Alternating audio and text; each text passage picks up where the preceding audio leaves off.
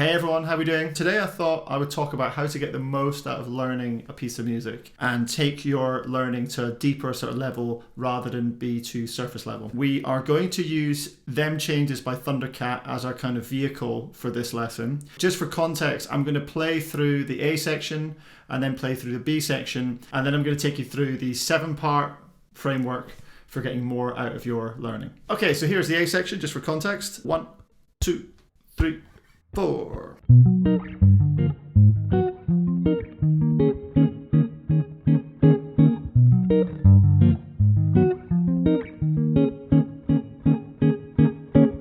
And then here is the B section, or how I play the B section. 2, 3, 4.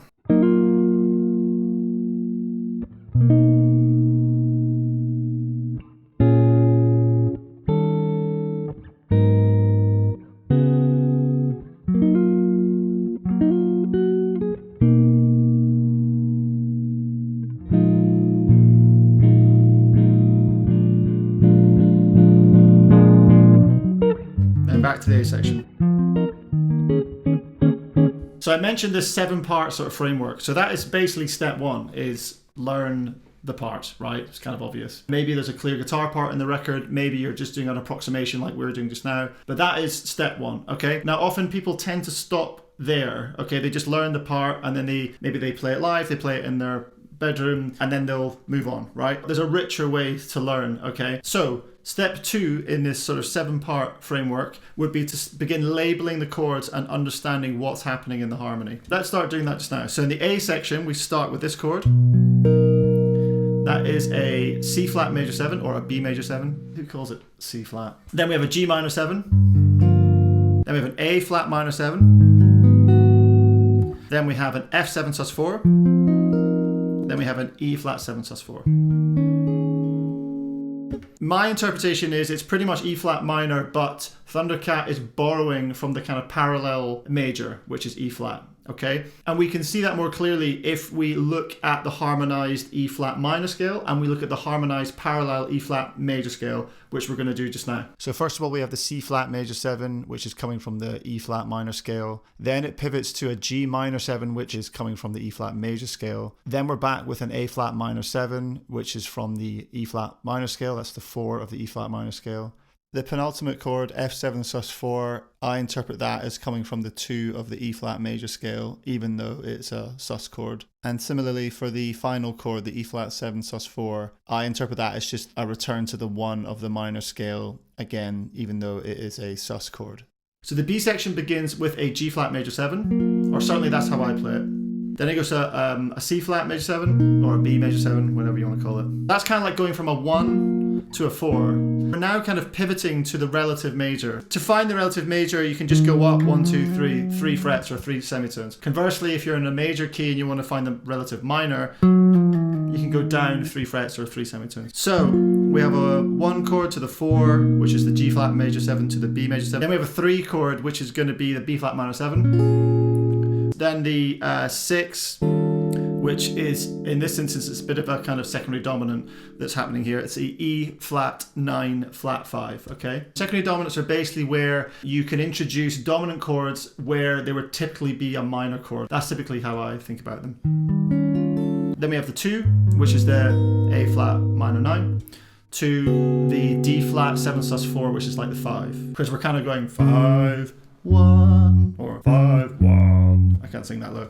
Okay, and then we have this kind of, I guess there's like a pivot chord, B flat 7 sus 4 to the B flat 7. Almost like a borrow from the E flat harmonic minor, or maybe it's like you could think of it as a borrow from the E flat major. The song returns to the A section, which is that kind of C flat major 7 or B major 7. So that is step 2, or what I'm calling step 2. The third step is to learn the melody on the guitar. I will sing at the same time just for added entertainment purposes. 3, 4.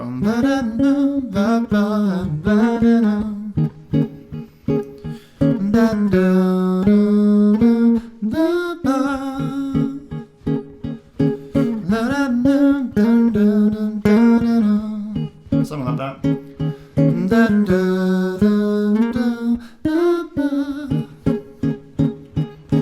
So we learned it in one register. That that kind of register. We're now going to learn it the next register up.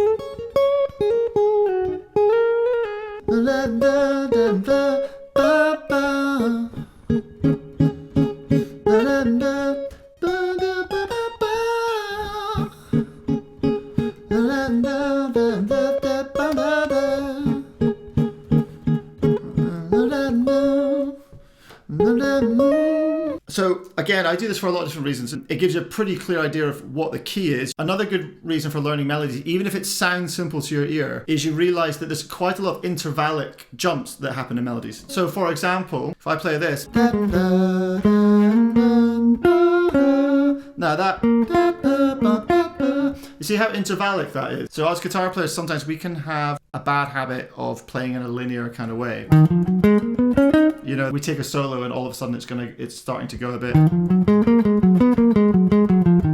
right? Whereas if you listen to vocalists and horn players and other instruments, there's a lot of intervallic jumping going on, right? So that in itself is a nice little lesson for us, and that can add a more musical flair to your playing. Okay, so step 3, where we're talking about and analysing the melody, this is actually a nice little pivot into soloing and improvisation. So now we're in the mode of, okay, I know the part, I know harmonically what's going on, I know what key we're in, I kind of know what the melody's doing. Now you have to think, what would I do and what would I play if I was expected to jam over this tune, right? So the first thing I would do here is probably find some live footage of Thundercat and his band. Just begin listening to what they're kind of doing and how they're approaching things. I've got a clip here of Dennis Ham soloing, and I'm going to show you a couple bars from one of his solos, because again, we can begin using that as a kind of springboard into what we might do on the fretboard.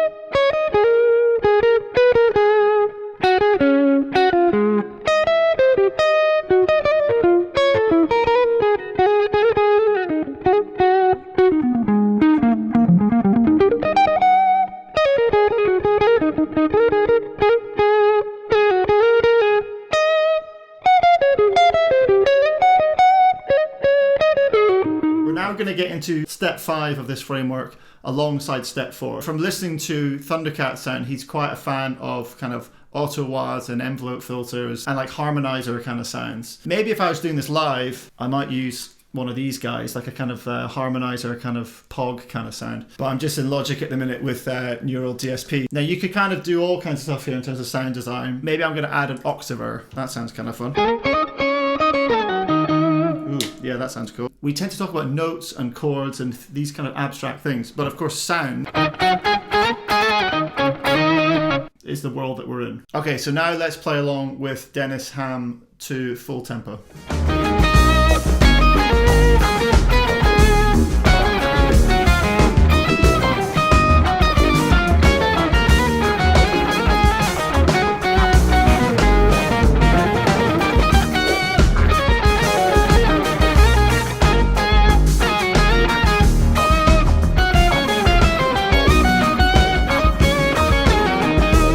Main thing that's going on that again I'd be listening out for is that over that E flat 7 sus4, because it's got that sus4 in it, you can kind of treat it as a minor or a major. When you listen to Dennis Ham and Thundercat, and even when you listen to the backing vocals on the record like this, knowing this ain't real, it then becomes clear that they're kind of hearing it at almost like a dominant E flat dominant 7, because they are playing. That means that we can kind of be in E flat minor pentatonic land, and then when we're kind of getting nearer to the E flat 7 sus4, we can begin hitting that major third. And that's kind of what Dennis Ham does, right? He literally kind of, at one point he's running just straight up like an E flat major triad. Next step, which I call step 6, is that you can transcribe this stuff as well. There's lots of benefits for transcribing in terms of writing it down, but one of the main ones is, you just get a stronger feel for what you're hearing and how it relates to what it would look like in standard notation. Finally then, this is step 7. In terms of what you just learned, could that be the inspiration for a song of your own? Okay, so maybe we'll take the rhythm, that bum bum ba, bum bum ba, bum bum ba, and then we'll take maybe that chord voicing, and we'll slow it down a little bit. And we could do a nice little riff. And just move that shape around, you know?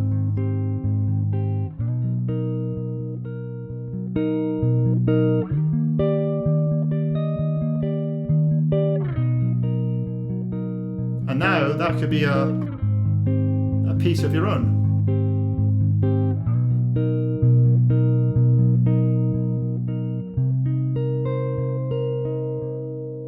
And no one needs to know that one of the chords and the rhythm is just a Thundercat ripoff. You can keep that to yourself. Okay, cool. So that's 7 things, I guess. We're kind of working out the part itself. Then we are investigating the harmony and analyzing the harmony and the chords. Then we are working out the melody in 2 different registers. Then we are looking at improvisation, and we're maybe looking at what sort of scales and sounds and stuff work in an improv context. In conjunction with all of that, you're also looking at timbre and sound design. So you're looking at harmonizer sounds or auto wah, envelope filter sounds, distortions, whatever it is.